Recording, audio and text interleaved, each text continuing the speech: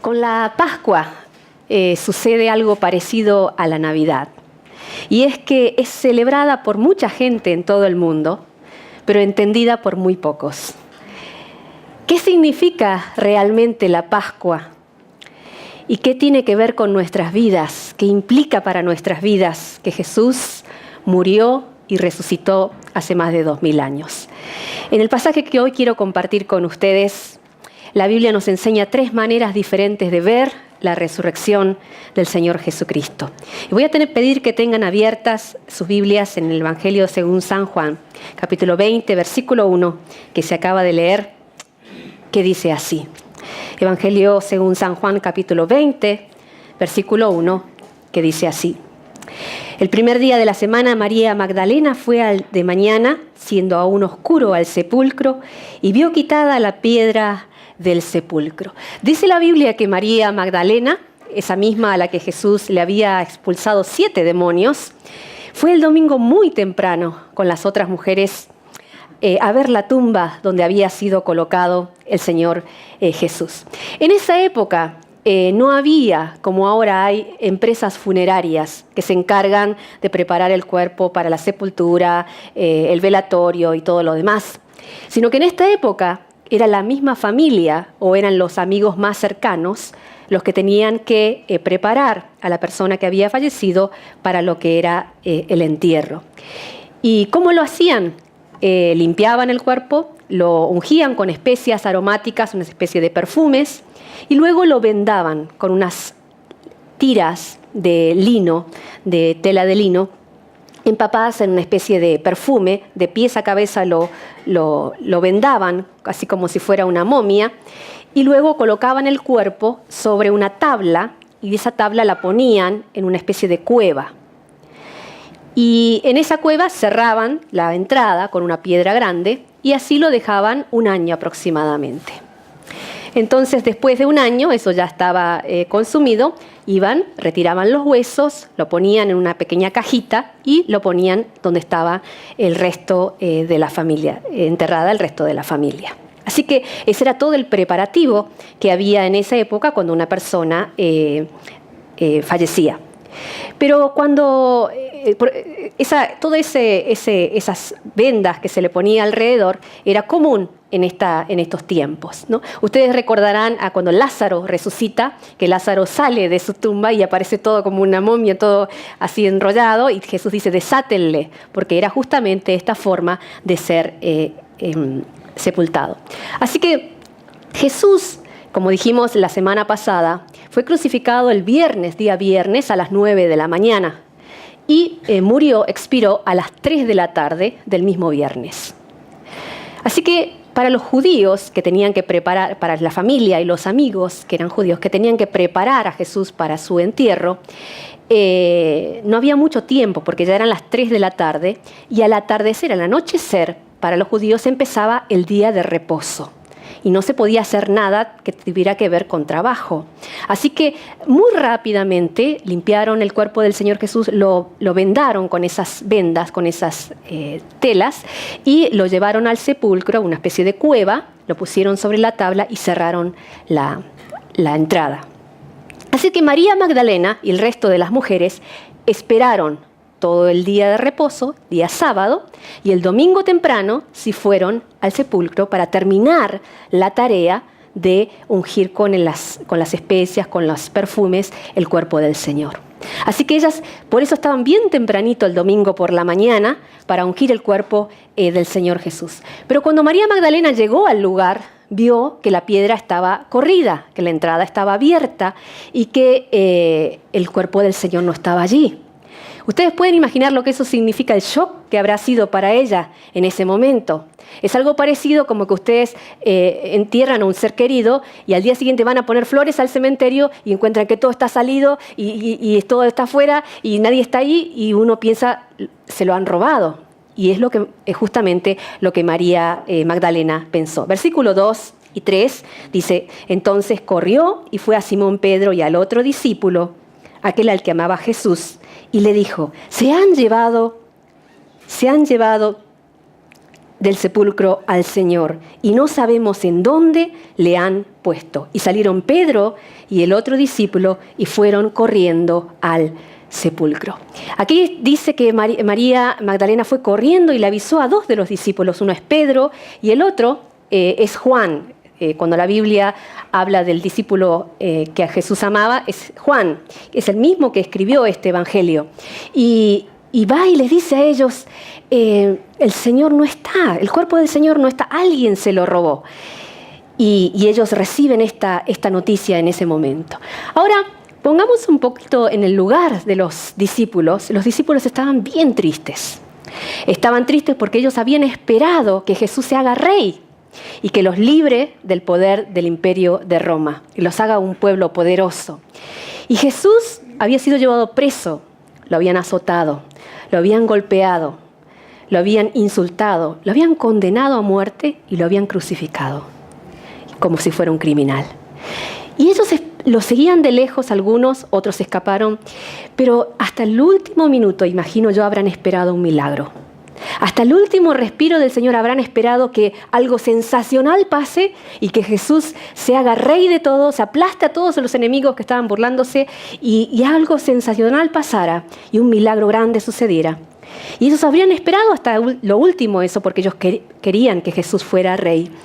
Pero, sin embargo, eso no sucedió. No sucedió ningún milagro. El Señor fue crucificado, murió en la cruz. Y junto con eso, ahí se murieron toda la esperanza, el anhelo y los sueños que esos discípulos tenían.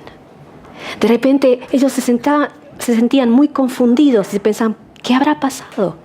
¿Por qué Jesús no hizo nada? ¿Por qué Jesús no salió de esa cruz y no derrotó a todos sus enemigos y se hizo rey como nosotros lo esperábamos? Y no entendían qué era lo que estaba pasando. Y en medio de esa tristeza, esa confusión de no entender lo que Dios hace, reciben esta noticia de que se habían robado el cuerpo del Señor Jesús. Versículo 4 y 5 dice: y corrían los 2 juntos, es decir, Pedro y Juan, pero el otro discípulo, Juan, corrió más aprisa que Pedro y llegó primero al sepulcro. Y bajándose a mirar, vio los lienzos puestos allí, pero no entró. ¿Por qué Juan dice, los 2 corrieron, pero el otro llegó primero? Es él, el mismo, está hablando del mismo. Probablemente Juan era más joven, más ágil, más flaco, más rápido y llegó antes que Pedro. Dice que los 2 corrieron juntos, pero Juan llegó primero al lugar. Y Juan dice que llegó al lugar de la tumba de Jesús, que era una especie de cueva, y se agachó y miró adentro y vio los lienzos en que el Señor estaba envuelto, que estaban allí. Y también vio que el cuerpo no estaba y se quedó allí. Ahora, es importante que aquí dice que Juan vio la tumba vacía. En nuestro español solamente tenemos una palabra para decir vio o miró, ¿no? Pero en griego, cuando se escribió el Nuevo Testamento, hay varias palabras para referirse a ver. Y aquí la palabra ver que usa para Juan, dice que Juan vio, usa la palabra blepo, que significa mirar algo sin detenerse a pensar en eso. Eso significa. Por ejemplo, todos ustedes entraron aquí y vieron que hay un piano ahí, o 2, ¿no? Y todos lo han visto. Pero a menos que alguno de ustedes sea músico, nadie se pone a pensar, ¿por qué está ese piano allí? ¿Quién lo ha puesto? Si es un piano bueno o un piano malo, si es un piano caro o un piano barato, nadie se pone a pensar, pero sí lo ven, ¿verdad? Ok. La palabra dice que Juan entró y vio el sepulcro vacío, pero no pensó nada, no se puso a pensar ni a meditar nada sobre lo que estaba, solamente lo vio que estaba vacío. Juan vio sin detenerse a pensar en qué era eso.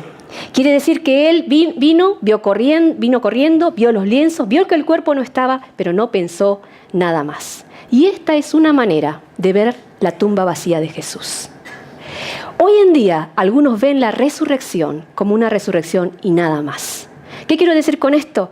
Hoy en día hay mucha gente que sabe que Jesús resucitó, que ha oído que la tumba de Jesús está vacía, que celebra la Pascua, que compra huevos de chocolate y los regala todavía, que se reúne con la familia para celebrar la resurrección, pero nunca, jamás se han detenido a pensar qué significa que Jesús resucitó y qué tiene que ver eso con sus propias vidas. Nada más miraron la tumba vacía y no pensaron nada más. Y hoy en día hay muchas personas que hacen así, que como Juan miran y no se ponen a detenerse a pensar en qué tiene que ver eso conmigo. Pueden aceptar que Jesús existió, pueden aceptar que Jesús estaba allí en un momento histórico, pero creen en Jesús como también creen en Napoleón, como creen en Bolívar, como creen en Miguel Grau o como creen en San Martín. Creen que estuvo allí, pero nada más. Y esa verdad de la muerte de Jesús, esa verdad de la tumba vacía de Jesús, no significa nada para sus propias vidas. ¿Por qué? Porque no se han puesto a meditar en lo que eso significa y para qué fue que Jesús murió y resucitó. Cuando una persona ve la cruz y ve la tumba vacía de Jesús, la resurrección de esta manera, la Pascua es nada más que huevos de chocolate, una reunión familiar, una comida rica, es un fin de semana largo, vacaciones o muchas otras cosas más, pero nada más. Una segunda manera de ver la resurrección de Jesús está en el verso 6 y 7. Versículos 6 y 7 dice: luego llegó Simón Pedro detrás de él y entró en el sepulcro y vio los lienzos puestos allí y el sudario que había estado sobre la cabeza de Jesús, no puesto con los lienzos, sino enrollado en un lugar aparte. Dice la Biblia que Pedro llegó y vio los lienzos y vio el sudario, es decir, las tiras que envolvían la cabeza de Jesús, puestos en un lugar aparte. Estaba la tabla y primero estaban las cintas que envolvían el cuerpo y separado como la distancia que hay entre la cabeza y el cuello, estaban envueltas las otras cintas que cubrían la cabeza. Pero tenían una forma extraña eso allí, que no estaba puesto de cualquier manera. Y Pedro llegó y vio eso. El verbo que usa aquí para Pedro, que dice que Pedro vio, en griego es teoreo. Teoreo. De aquí viene la palabra teoría o teorema, que ustedes estudiaron en matemática en la secundaria, que tantos problemas nos ha traído. De aquí viene esa palabra, teoría o teorema, viene de esta palabra teoreo, que significa mirar algo buscando una explicación de eso. Es observar alguna cosa, mirando y pensando qué pudo haber pasado. Y Pedro miró la tumba vacía y empezó a pensar y a buscar y a hilar y a decir, las cintas, número uno, las cintas de lino no están desenrolladas y tiradas por ahí. Así que no es que alguien vino, se llevó el cuerpo y sacó rápido y tiró y salió corriendo. Las cintas están en orden. Es como que las cintas conservan la forma del cuerpo, pero el cuerpo de adentro ya no está ahí. Y las cintas que enrollan la cabeza, miren la distancia que hay entre las cintas de la cabeza y la del cuerpo, y es justo la distancia que hay aproximadamente del cuello. Es como si estuviera allí envuelto la cabeza, pero la cabeza ya no está. Y está así aplastado esas cintas. Entonces Pedro miró, pero miró de una manera diferente. Empezó a preguntarse, ¿qué habrá pasado aquí? Y la forma en que Pedro miró la tumba vacía de Jesús no era como la miró Juan. Él empezó a buscarle la explicación a todo lo que había pasado. Si se lo llevaron a Jesús, ¿qué razón hay para que se lleven las cintas que lo envolvían? ¿Qué razón hay para que todas las cintas estén en su lugar sin el cuerpo?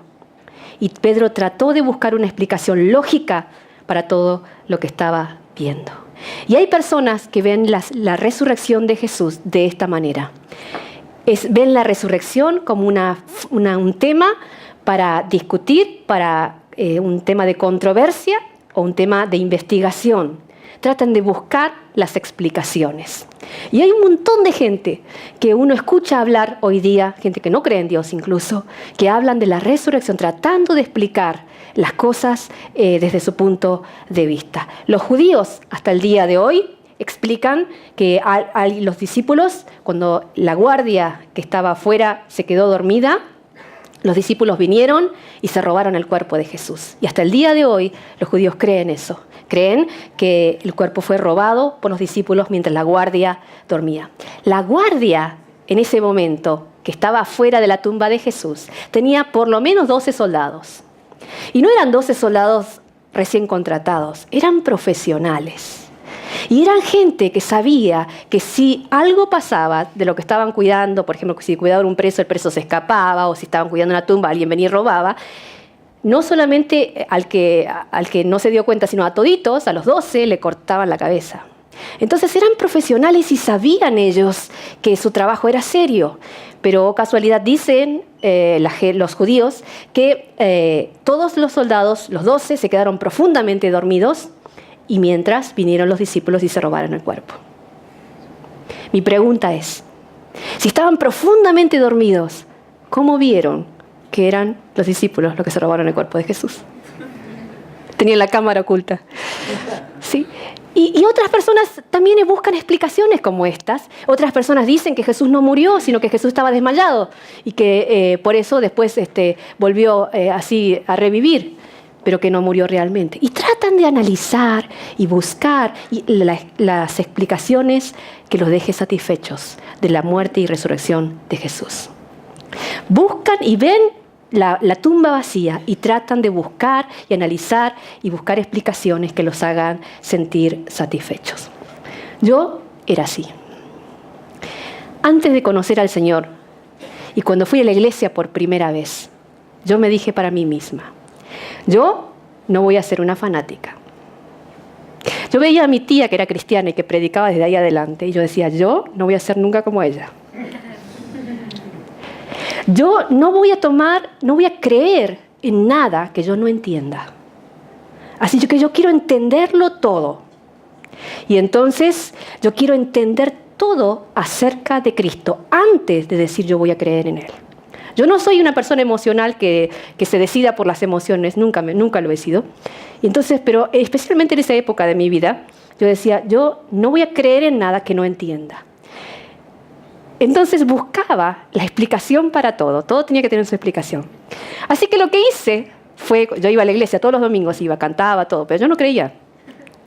Y me compré un libro que se llama Cristianismo Básico de John Stott, un libro de 213 páginas. Y que explica el cristianismo, y explica la cruz, y explica todo acerca del cristianismo. Me compré ese libro y me lo leí de tapa a tapa. Y ese libro, cada capítulo tiene como un estudio que hay que responder preguntas con la Biblia en mano. Y yo, Biblia en mano, libro en mano, comparaba, y me lo terminé todo el libro. Y muchas de las explicaciones que yo buscaba estaba allí, otras no. Y así seguía buscando una razón para poder tomar la decisión de creer. Pero ¿saben? La Biblia dice que ninguna verdad espiritual de la palabra de Dios se entiende con el razonamiento humano. A menos que Dios te dé la capacidad de poder ver sus verdades espirituales, no hay nada en nosotros que pueda hacernos comprender y darnos cuenta que lo que está escrito en la palabra es verdad. Y yo, por más que buscaba las razones y por más que tratara de estudiar y por más que tratara de buscar las respuestas con la cabeza, no me daba cuenta que mi cerebro de mosquito no podía entender las verdades grandes de la palabra de Dios, que son eternas. Y a menos que Dios te toque, es imposible que lo puedas hacer. Y hay gente que se pasa la vida buscando respuestas, estudiando la Biblia y nunca jamás llega a creer. ¿Por qué? Porque miran la tumba de Jesús, miran la palabra de Dios desde el punto de vista que lo hacía Pedro, buscando una explicación. Y yo seguía yendo a la iglesia todos los domingos, pero seguía con mis dudas y con mis respuestas que estaba buscando todavía y las explicaciones que todavía no había recibido. Pero yo estaba así Y a pesar de que seguía estudiando y todo, mi corazón estaba vacío. Y yo veía a las personas, los cristianos que estaban en la iglesia, que estaban alrededor. Y yo decía, tienen algo que yo no tengo. Yo me los quedaba mirando y observaba sus vidas y me daba cuenta de que esas personas tenían una alegría y una paz que yo no tenía. Y aunque no entendía todo, empecé a querer eso, empecé a anhelar eso. Así que un día yo le dije a Dios, Dios, yo no entiendo muchas cosas. Hay un montón de cosas que no entiendo acerca de ti, de tu palabra. Pero la verdad, yo quiero lo que ellos tienen. Y yo quiero que tú cambies mi vida y me ayudes a verte. Y Dios es bueno realmente. Al poco tiempo Dios lo hizo y le pude conocer. Pero ¿cuántas personas pasan toda una vida analizando la Biblia sin llegar a nada? Hay teólogos, hay gente que estudia la Biblia toda la vida y son ateos. ¿Por qué? Porque no se han humillado a decir, Dios, yo te quiero conocer de verdad. En 2 de Timoteo, capítulo 3, verso 7, dice, están siempre aprendiendo y nunca pueden llegar al conocimiento de la verdad. Uno puede estar siempre aprendiendo, siempre buscando respuestas, siempre analizando las cosas y nunca llegar a conocer al verdadero Dios. ¿Por qué? Necesitas humillarte delante del Señor, que Dios toque tu vida para que puedas entender. Esa es una segunda forma de ver la tumba vacía de Jesús. Mirarla con un motivo de controversia, con un motivo de análisis, con un motivo de buscar una explicación, como lo hizo Pedro. Y hay una tercera forma, la última, de ver la tumba vacía de Jesús. Y está en el versículo 8 hasta el 10. Versículo 8 hasta el 10. Entonces entró también el otro discípulo, es decir, Juan, que se había quedado afuera, que había venido primero al sepulcro y vio y creyó. Porque aún no habían entendido la Escritura, que era necesario que él resucitase de los muertos. Y volvieron los discípulos a los suyos. Juan entró después que Pedro y le dio una segunda mirada a la tumba vacía. Y vio los lienzos que estaban allí y vio la tumba vacía. Y dice la Biblia que creyó. Pero la palabra que usa aquí para decir que Juan vio por segunda vez no es las anteriores, sino que es otra palabra más que ya se dice eidon, que quiere decir ver y entender. Entender con toda claridad algo. Dice que Juan vio los lienzos, vio la tumba vacía y de repente lo entendió. Dijo, Jesús está vivo. Y es como si de repente una venda que tenía en sus ojos hasta ese momento se hubiera caído y Juan pudo ver, pudo creer. Y él de repente todo lo vio claramente y entendió que Jesús estaba vivo. Y aunque no lo entendían todo, dice la Biblia, salieron corriendo a contarle a su gente, a contarle a su familia que Jesús estaba vivo. Y esta es la tercera forma de ver la cruz, la resurrección de Jesús. Y es la única que puede cambiar tu vida. Cuando caes en la cuenta y entiendes con toda claridad que no es que Jesús murió y resucitó por la humanidad, fue por ti. Jesús no murió por todos, murió por ti. Jesús no resucitó por toda la humanidad, por ti resucitó, por tus pecados, por tu maldad, para poder darte vida. Y cuando entiendes que no es un cuentito y una fábula de hace mucho tiempo, sino que este Jesús está vivo hoy día y quiere relacionarse contigo, cuando de repente despiertas y te das cuenta de que eso es verdad y lo tomas para tu propia vida, entonces ahí la resurrección, la muerte de Jesús y la resurrección se vuelven un motivo de esperanza. Deja de ser los huevos de chocolate, la Pascua, deja de ser los feriados largos, deja de ser las historias viejas. La tumba vacía se vuelve un motivo de victoria y de alegría para ti. Saben, en los últimos años me ha tocado estar cerca de personas que estaban enfermas. Algunos se han sanado, otros partieron con el Señor. Pero yo recuerdo en especial un muchacho con quien toda la iglesia se encariñó muchísimo. Un muchacho de 37 años llamado Pablo, que tuvimos oportunidad de conocer porque él un día tenía dolor de estómago, fue al hospital y el médico le dijo que tenía una enfermedad terminal muy, muy avanzada. Así que él estuvo internado y algunos le llevaron una Biblia y él empezó a leer los evangelios uno por uno y en 4 semanas él terminó de leer todo 2 veces y él creyó en este Jesús. Y él me decía en el hospital, poco antes de morir, él me dijo, si el Señor me sana, yo quiero ir a mi país y hablarle a mi familia de Jesucristo. Pero si el Señor no me sanara, yo estoy feliz. Porque yo sé bien a dónde voy a encontrarme con mi Señor, que me perdonó todos mis pecados, que me hizo libre y que me regaló la vida eterna. Y él me lo decía, pero contento, me lo decía de todo corazón.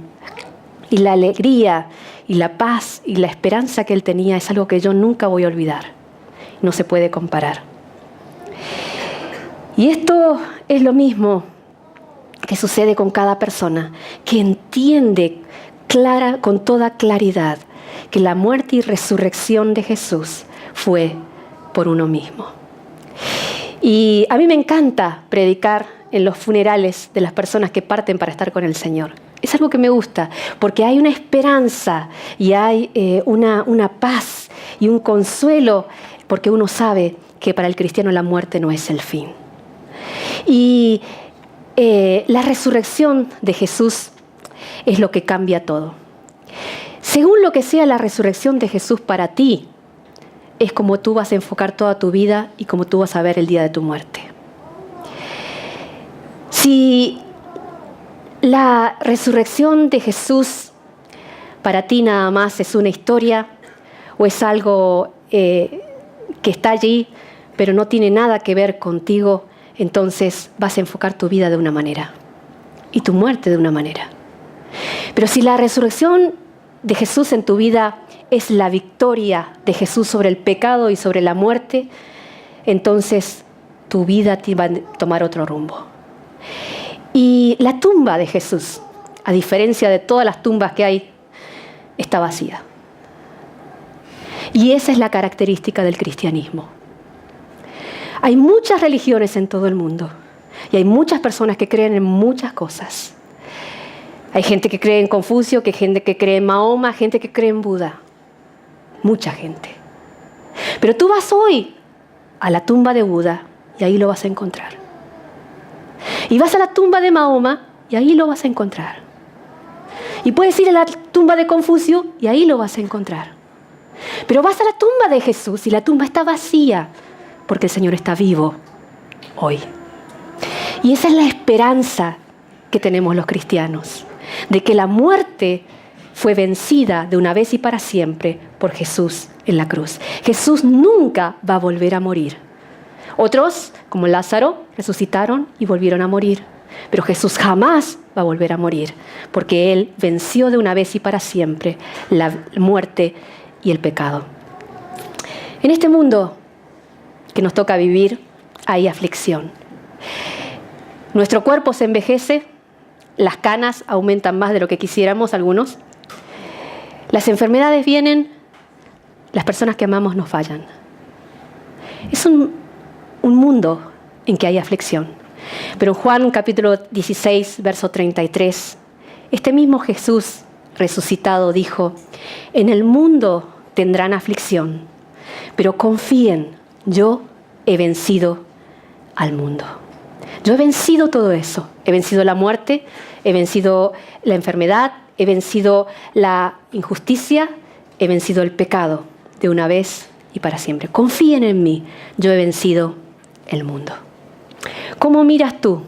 ¿Qué es para ti la resurrección de Jesús? ¿Cómo ves tú la tumba vacía de Jesús? ¿Lo ves como un piano y nada más, y no piensas nada más. Lo ves y es un motivo para analizar y pensar nada más. O la tumba de Jesús es la verdad que cambió toda tu vida.